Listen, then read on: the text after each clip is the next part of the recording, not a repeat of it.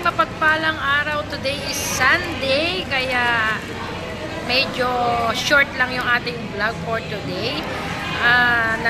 Kaninang umaga po, 8 AM ay nag-church po kami, family. Ngayon, hanggang ngayon po ay nasa church pa rin kami. Ako naman, mga women, mga may asawa. Ayan, kaya nandito po ako at meron kaming fellowship ng mga nanay. Andito po, pakita ko po. Ayan, ito po yung aming first fellowship ng women's dito sa aming church. Ayan, malapit na po kaming matapos at meriendahan time na. Kaya simple lang yung ating vlog for today at para lang tayo ay hindi ma-absent sa ating daily vlog at para din mas may ano ko yung ginagawa ko rin kapag Sunday. Ayan, mamaya po sama ko na rin sa vlog.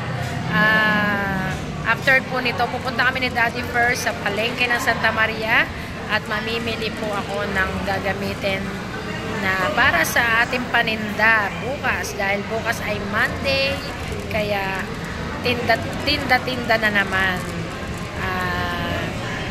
Kailangan nating, wala pa po akong mga ibang gamit para sa aking putahe na ititinda bukas. Hindi ko pa po alam yung eksaktong mga putahe na lulutuin ko para bukas. Mamayang gabi ko pa lang po iisipin. Ayan. Sige po, update ko kayo mamaya at isama ko kayo mamaya sa palengke ng Santa Maria. Ayan mga ka-preni, ito ang merienda namin. May pichi-pichi, kain po. Sarap, nakakagutom. Sopas.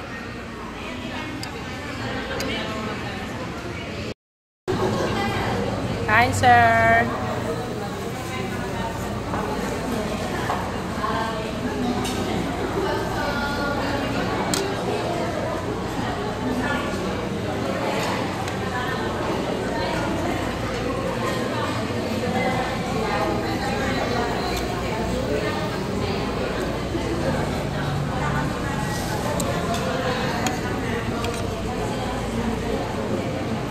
Kain po. Sopas. Mainit.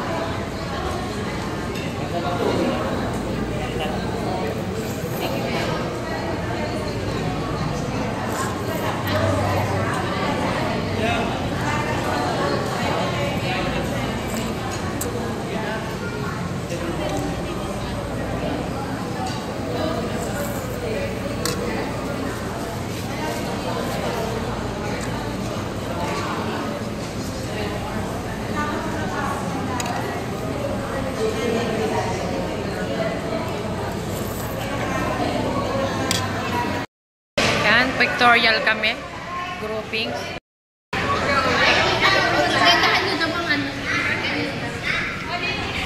Picture po. Yan mga ka-preni, nakauwi na ako ng bahay after na kumain ng sopas at ng picture taking. Ay umuwi na po ako at ngayon ay pupunta kami ni Daddy first sa palengke. Dito po muna sa malapit sa amin, tapos doon sa Santa Maria after. Ayan, tara po.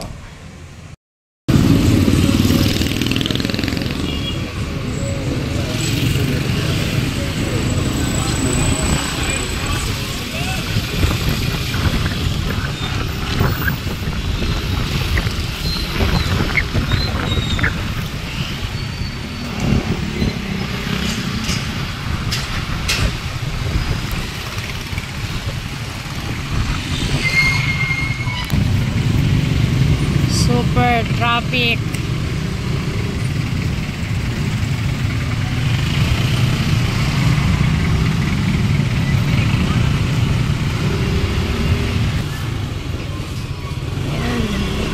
Ito na tayo sa palengke.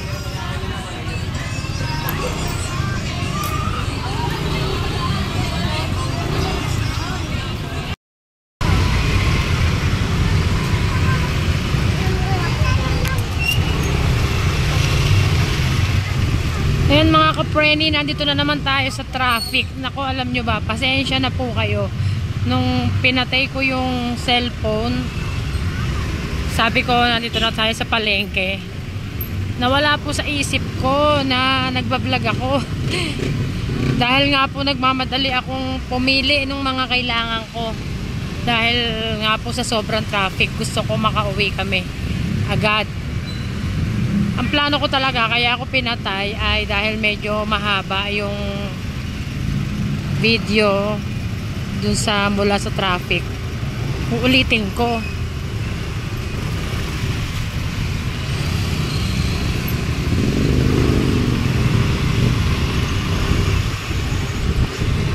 Ang nangyari po ay nawala ako sa sarili ko na nagbablog pala ako.